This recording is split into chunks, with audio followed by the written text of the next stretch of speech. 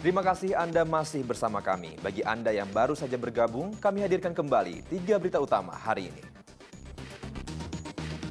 Sungguh bejat, seorang ayah di Delhi Serdang mencabuli anak tirinya yang merupakan penyandang disabilitas selama 6 tahun. Tebas tangan korbannya hingga nyaris putus, salah seorang kelompok begal sadis di Medan akhirnya tertangkap.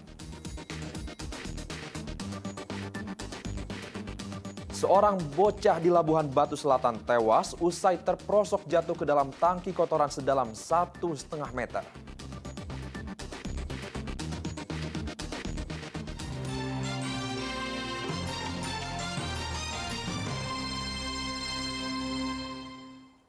Waspadalah dan jaga buah hati Anda saat mereka bermain, karena seorang bocah yang tinggal di komplek perumahan pabrik kelapa sawit Labuhan Batu Selatan tewas terperosok jatuh ke dalam tangki kotoran atau septic tank.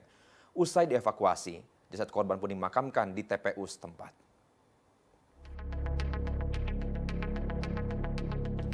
Inilah lubang tangki kotoran yang telah merenggut nyawa seorang balita bernama Rafli Tri Ardani. Korban yang tinggal di komplek perumahan pabrik kelapa sawit milik PT Nubika Jaya, Desa Sisumut, Kecamatan Kota Pinang, Labuhan Batu Selatan, tewas terperosok jatuh ke dalam tangki kotoran.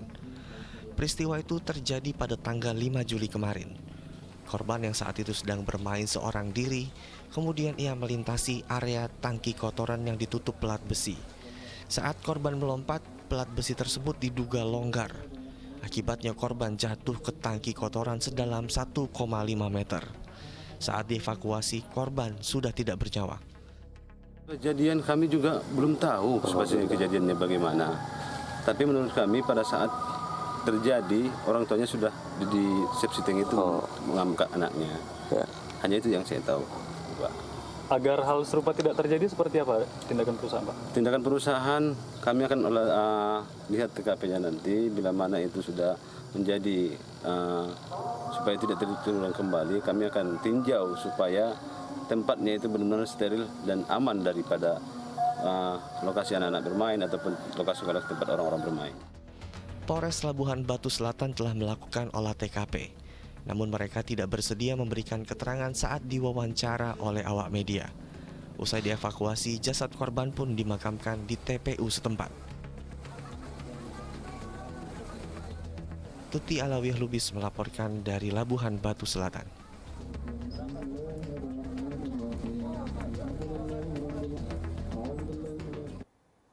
Empat bus yang mengangkut rombongan jemaah haji kloter 3 embarkasi Medan asal Kabupaten Asahan mengalami kecelakaan beruntun.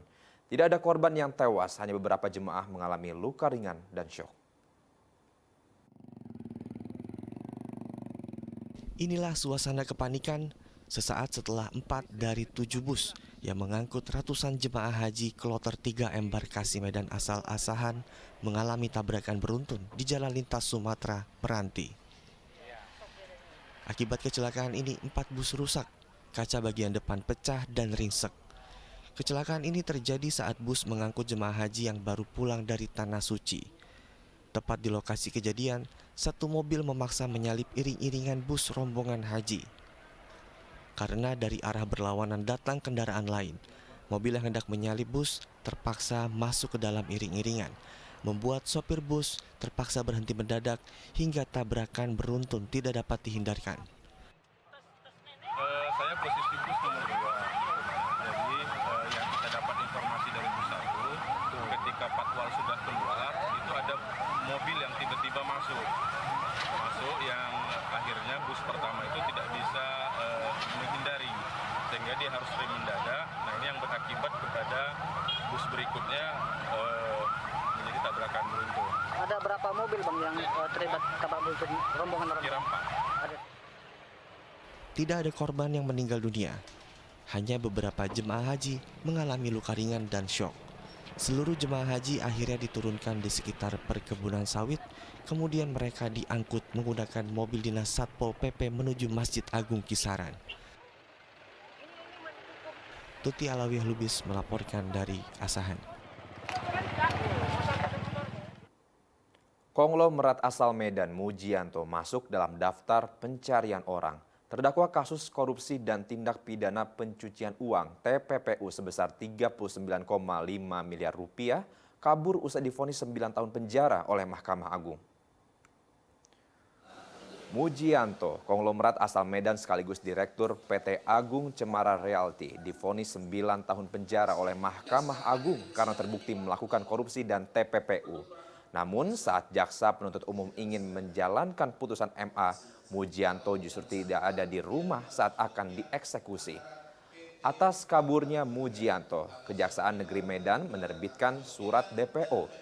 Penerbitan DPO tersebut disetujui bersama pejabat daerah lingkungan setempat. Sebelumnya, Majelis Hakim Pengadilan Tipikor pada Pengadilan Negeri Medan memberikan vonis bebas terhadap terdakwa. Dalam pertimbangannya, Hakim menyatakan Mujianto tidak tahu-menahu terkait lahan yang dijual kepada canaknya Suman yang diagungkan ke bank. Karena itu, JPU langsung menyatakan kasasi usai mendengar putusan Majelis Hakim tersebut dan dikabulkan oleh MA. Selain penjara 9 tahun, terdakwa juga dituntut mengembalikan uang kerugian negara sebesar 13,4 miliar rupiah atau subsidiar 4 tahun penjara. Kalau yang bersangkutan, kita setelah melakukan cekal, kita langsung monitor rumah dari tersangka terdakwa Mujianto ini. Tidak ada di sana Pak pada saat itu? Tidak ada. Jadi terhadap status Mujianto ini kita telah melakukan cekal dan DPO, di mana surat dari Kejaksaan Negeri Medan telah melakukan cekal dan DPO yang dikirimkan melalui Kejaksaan Tinggi dan diteruskan kepada Kejaksaan Agung. Andaliman dikenal sebagai bumbu khas Batak. Rasa andaliman yang pedas getir meninggalkan sensasi khas di lidah, sehingga banyak digunakan dalam masakan tradisional Batak. Tetapi bagaimana kalau andaliman digunakan sebagai bahan campuran kopi? Anda penasaran? Inilah kopi andaliman dari Kota Balige.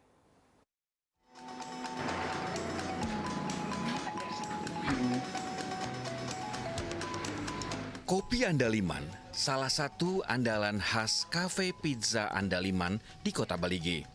Kopi ini terasa lebih spesial karena akan digunakan andaliman. Ya, andaliman yang biasanya digunakan sebagai bumbu khas Batak, kini digunakan juga sebagai bahan campuran kopi. Bahan khas lain adalah sereh. Setelah semua bahan siap, maka proses pembuatan kopi andaliman bisa dimulai. Pertama, andalimannya kita giling.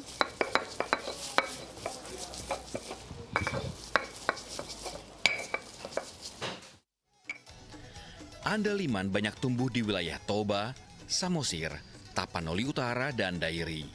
Andaliman yang telah halus akan dicampur dalam espresso yang telah disiapkan sebelumnya. Lalu dicampur dengan gula merah sesuai selera. Espresso dipanaskan bersama serai sampai mendidih, lalu dicampur andaliman 1 sendok makan yang telah digiling halus. Setelah campuran merata, lalu diangkat dan disaring ke dalam gelas dan ditambah air panas secukupnya. Nah, kopi andaliman khas Batak siap disajikan. ini namanya kopi andaliman ya. Wow, ini juga pakai serai. Iya. Kenapa dipakai serai? Sebagai garnish sama untuk aromanya. Ternyata supaya aromanya. Oke. Semua banyak kali dibikin andaliman. Kopi pun dibikin andaliman. Saya coba dulu ya deh ya.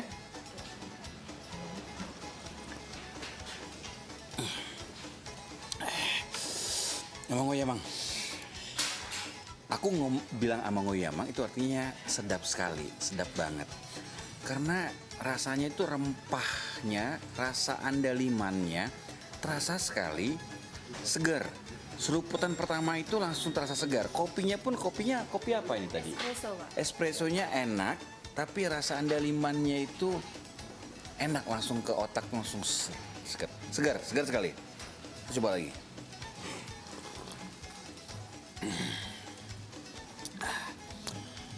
Mantap, Anda harus coba kopi andaliman kalau Anda ke Balige, Sumatera Utara.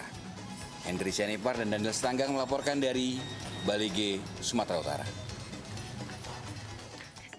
Laporan tersebut mengakhiri berita Medan hari ini. Saya Mehdi Hairi berterima kasih atas perhatian dan kebersamaan Anda. Selamat beraktivitas dan sampai jumpa.